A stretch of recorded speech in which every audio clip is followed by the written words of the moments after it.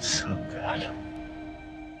So, you've heard of FPSs, right? First-person shooters where you use all sorts of ranged weapons to annihilate your opponents. You've got your Call of Duties, your Bioshocks, your Paladins and Dooms, and what have you. But have you heard of Mordhau? On the surface, this game might seem to be something of a first-person shooter itself. It quickly becomes apparent to anyone who plays it that, well, there's something vastly different. Something far more intricate, more immersive, and arguably much more challenging. Mordhau and games of its likeness are what fans and developers have lovingly dubbed as first-person slashers, which I guess still makes them FPSs, albeit not in the conventional definition of the term. Gameplay in this genre revolves way less around a character's specific abilities or even the type of weapon one is holding in their hands. Instead, gameplay more often than not revolves around three things: mind games, footwork, and the ability to read an opponent effectively. Oh, and of course, a little bit of good old-fashioned lady luck can go a long way. Now, if I had to condense what playing Mordhau feels like, I'd say it plays exactly like what the Battle of Bastards from Game of Thrones looked like. Blinding chaos, maddening bloodshed, something that's genuinely terrifying to be a part of. And it's filled with broken-ass horse units. But what exactly makes this game so good? And more importantly, why do I feel like I need to change my pants and take a shower after every single session of gameplay? Well, after 100 or so combined hours and a little help from one of the biggest names in the field, I think I finally figured it out. Now, for those of you who might not know, Mordhau is a medieval combat simulator with several different modes of play. From your standard run-of-the-mill battle royale format to massive frontline battle scenarios, and shit, they even got a Nazi zombies-esque game mode where you and a group of other players are pitted against hordes of ever-strengthening NPCs. But through most of these gameplay modes, the objectives remain similar enough. You're a mercenary after all, and your job should be simple. You find the enemy, engage them, fuck them up, and capture your objective. Whether it's seizing a castle from an enemy lord, slaughtering townfolk and burning their huts to the ground, or blowing up an enemy's siege camp. And there is little honor to be found on these battlefields.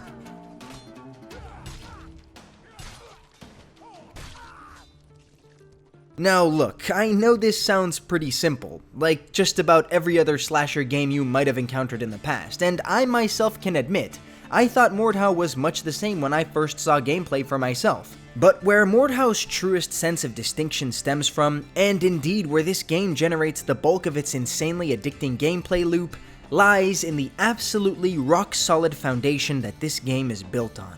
See, Mordhau is simple for a reason. It was originally developed as a Kickstarter after all, and when Criterion, a group made up of 10 passionate developers, finally landed the funding required to make this project, they had three major goals in mind. They wanted to make a game that A, exemplified brutal and free-flowing combat while B, not sacrificing on immersion, and C, they wanted to do so while giving players the ability to make and customize their in-game avatars exactly how they had imagined in their heads. And thus, they got to work. Starting with customization, I mean, there's little I can say in this regard because the customization aspect of this game is damn near perfect and everything, no more than I could have expected in a mostly multiplayer game. Sure, you've got your emotes, customizable voice lines, hundreds upon thousands of different weapons, armor, and perk combination choices, but you know what? I honestly expect that in a good multiplayer game. But Mordhau, well, it doesn't stop there. Try customizing your body shape, sleeves, hilts, blades, accessories, hair, armor hues, facial features, and whether you have a fucking eye missing or not. Hell, you can literally pick what kind of attitude you want your character to have. Maybe he's a former knight who talks like this. Honorless cur, I shall end thee! Or maybe he's a pixie-voiced troll who throws out insults that make you want to rip your own face off when you're killed and hear this. Shaking it more than twice is playing with it. The point is, your character can be whatever you want them to be, from your own personal creation to a Geralt of Rivia clone to, fuck it, here's Willie Nelson. Oh, and did I mention there isn't a single microtransaction in the entire game? When you pay for this game, you get absolutely everything you pay for, including the bunches of free maps and patches that have come out and been added since release. So, anyway, what do you do once you've actually created your character? Well, you do what any halfway decent mercenary throughout all of fiction and history has done. Engage in battle. And, well, this is where the fun begins. I was gonna say this is where the most mind-bogglingly exciting and stressful scrums I've ever been a part of begin, but Anakin's not wrong. See, remember when I mentioned that Criterion wanted to maintain a level of realism and immersion in their games? Well, as my soiled boxers and sweat-riddled shirts can attest to, they did so in spades. I can't quite put a finger on it, but there's just something so terrifying about this game's realistic depiction of the balance between mortality and survival. One second you'll be having a difficult duel where you just barely manage to parry off the blows of two bloodthirsty enemies as they levy blow upon blow after you. And literally 1 second later, reinforcements have arrived, and just like that, in but the blink of an eye, your enemies' heads have been soundly lopped off their shoulders by friends draped in all too comforting colors of your team's banner. Or perhaps you're charging the battlement of a castle, ready to siege its walls and kill the nobles hiding behind its stone and mortar fortifications. 1 second, you and your gang of misfit mercs equipped in everything from poleaxes and halberds to cast iron pots and basic wooden clubs charge, screaming bloody murder. And the next second, a ballista bolt kills your leader and enemy cavalry flanks you and your friends from behind, mowing you down and breaking a would-be victorious charge. The point I'm trying to make is that this game fosters a sense of unpredictability and chaos, and it's one of the primary reasons that even if you're a complete noob who's never played a game anything even remotely like this one, you can still play and enjoy your experience. Much like medieval battles of the past, it doesn't always matter if one doesn't know how to duel or use advanced techniques at first. Simply put, if you travel with a big enough group, you'll probably land a couple of killing blows and assists just via the overwhelming advantage that numbers can provide. Sure, you might just as well kill some teammates in the process, but it's all in the name of learning and growing your own skill set. But now look, of course numbers aren't everything. Please don't walk away from this video thinking you can just gang up on someone and you'll always kill them. See, the final and most impressive aspect of Mordhau, one that I've specifically saved for last, would be the free-flowing combat I mentioned way back near the beginning of this video. This game is built on rock-solid gameplay mechanics, and as such, this game's skill ceiling is, for lack of a better word, fucktoculously high. You see, if you're good at this game, and I mean really good, you can become nothing other than a god of war.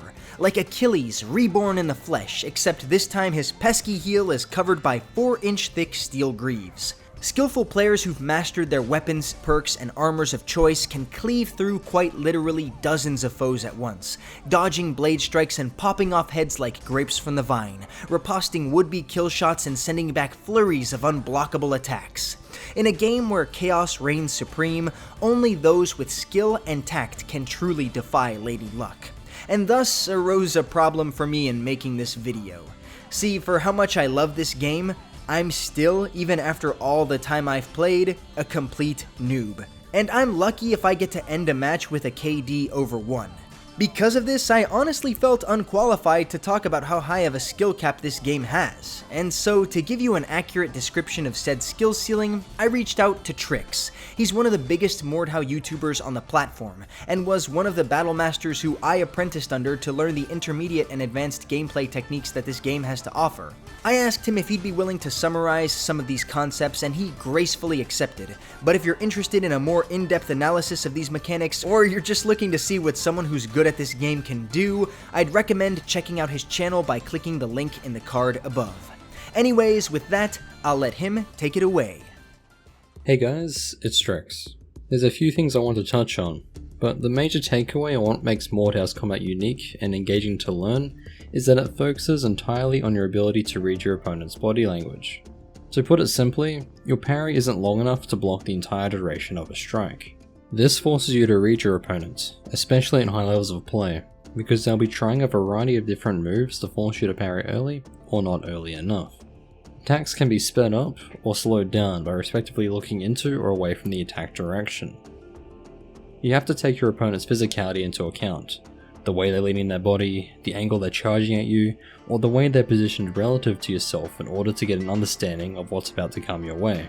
or in some cases with feints and morphs, what isn't coming. If you fail to respond to any of this, then unfortunately, you'll be taking quite a few hits. So you figured out how to read whether or not your opponent is going to accelerate their strike or delay it. Great, but this is when things get interesting. Once you start playing against higher skilled opponents, they'll start to try and use these techniques much more maliciously in hopes to capitalize on any predictable play. The best example of this is when you see people lean into their strikes to make it appear that they're going to accelerate it, then immediately lean away to delay it once they've committed to the attack. They've tricked you into parrying earlier than you should have, and now you're at the complete mercy of this medieval contortionist. Now we've entered the realm of mind games, mix-ups, and general trickery. This is a topic quite complicated that I can't explore adequately in a short amount of time, but we'll explore that at a later date. Mind games aren't an unfamiliar concept to multiplayer video games, especially any with high skill ceilings, but Mordhau's take on it, with its emphasis on reading your opponent's body movement, is quite unique. On top of all of this, you need to be quite familiar with all of the game's animations, attack timings, and general combat mechanics. It's not an easy game to master, but it can be quite rewarding if you try. Thank you, Trix, and for those of you viewers who might be a little confused, it's okay. These concepts are admittedly not easy to grasp, but as the saying goes, practice makes perfect. And this game is so much fun that practice truly doesn't feel boring. And for what it's worth, the player base is mostly pretty accepting of newbies who show a willingness to learn.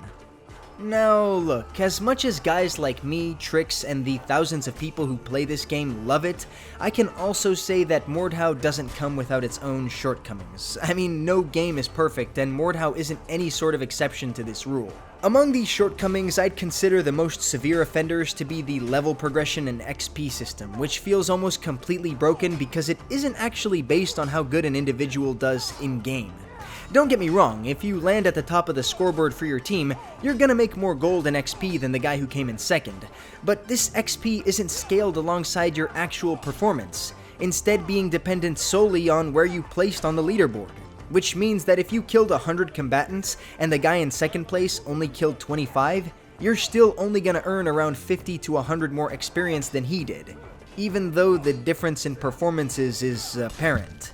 But arguably the worst offense could be seen in high-level meta gameplay, where players run around spinning their bodies in all manner of convoluted positions to exploit and maximize the dragging and excelling techniques discussed before, often resulting in what I can only describe as bumbling ballets of clusterfucked barbarity. And I can't help but feel cheated when some sick son of a bitch wearing nothing but a Speedo runs up to me and breaks the physical laws of man to land an insane, decapitating blow.